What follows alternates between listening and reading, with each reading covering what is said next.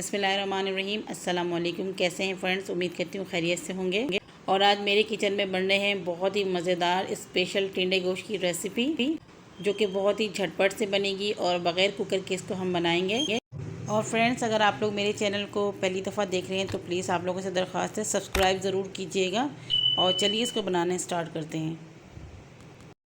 तो यहाँ पे टिंडे गोश्त बना रहे थे, उसके लिए हमें चाहिए सबसे पहले गोश्त। तो यहाँ पर मैंने गाय के गोश्त लिए 1 किलो मेरे पास है। आप यहाँ पे मटन या चिकन का भी इस्तेमाल कर सकते हैं। और आप बोटी देख सकते हैं, अच्छा खासा मैंने बड़े रखे हैं। और 2-4 यहाँ पे मैंने हड्डियाँ भी डलवाएं, इससे बहुत ज़्यादा जूसी और मज़ेदार बनती हैं। तो हड्डियाँ आप लोग 2-4 ज़रूर ले लीजिएगा।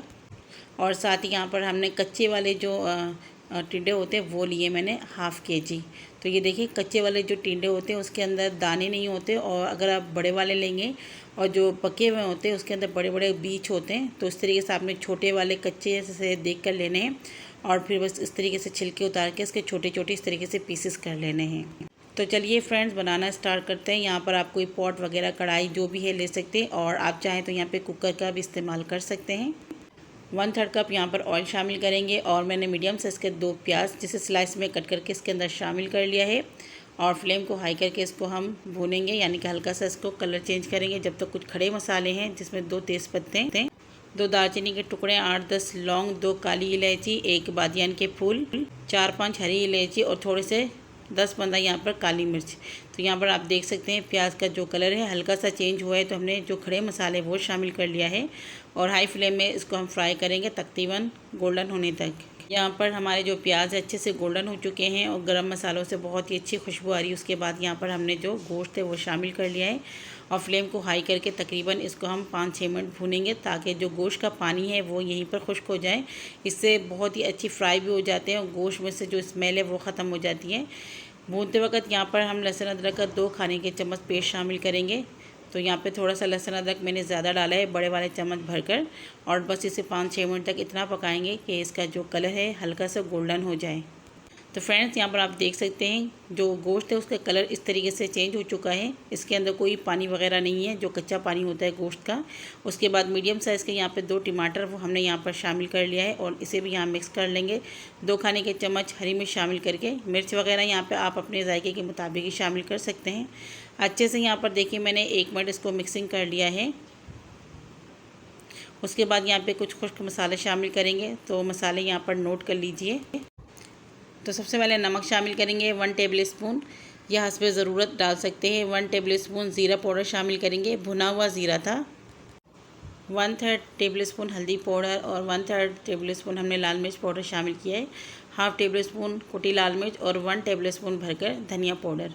तो फ्रेंड, मिर्ची जो भी हैं वो आप देख लीजिए कि यहाँ पे मैंने हरी मिर्च भी डाला है।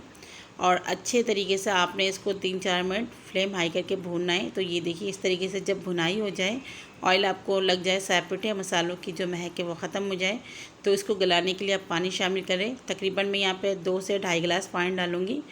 और अगर आप कुकर में बना रहे हैं तो 1.5 गिलास पानी डाल के इसको बॉयल आने दीजिएगा। और इसे मीडियम फ्लेम में तकरीबन मैं 50 से 60 मिनट तक छोड़ दूँगी। तो तकरीबन 1 घंटा हो गए मीडियम टू लो फ्लेम में हमने इसको कवर करके रखा हुआ था। बीच में मैंने 1-2 दफ़ा चेक भी कर लिया था।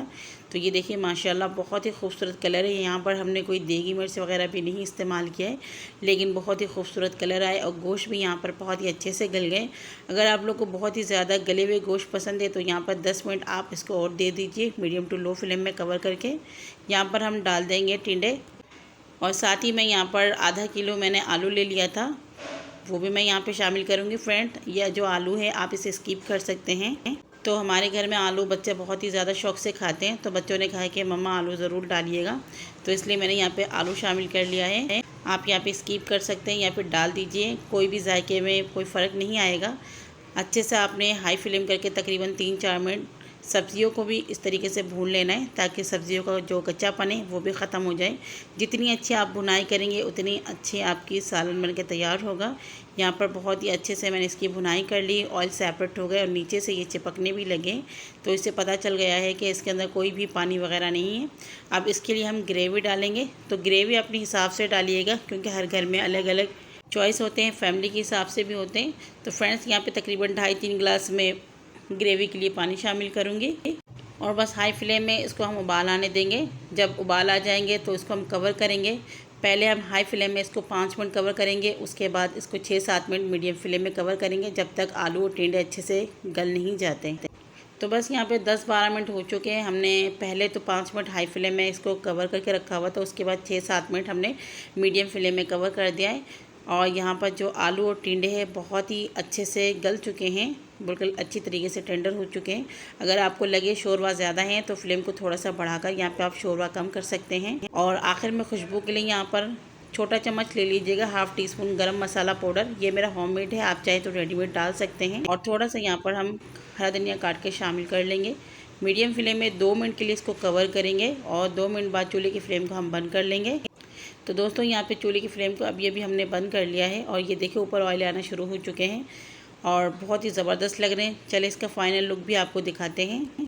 तो बस मज़ेदार से हमारे टिंडे गोश्त की रेसिपी तैयार हो चुकी है। आप इसे रोटी, चपाती, चावल किसी भी चीज़ के साथ एंजॉय कर सकते हैं और इसे ज़रूर बना कर ट्राई कीजिएगा। फीडबैक मुझे ज़रूर दीजिएगा। फैमिली मेम्बर, दोस्तों के साथ शेयर करें। जितना हो सके मुझे सपोर्ट करें, ये आप लोग का प्यार होगा। एक नई रेसिपी के साथ फिर मिलूँगी। बहुत सारी दुआ में याद रखिएगा। अपना बहुत ख्याल रखिएगा। अल्लाह हाफिज़।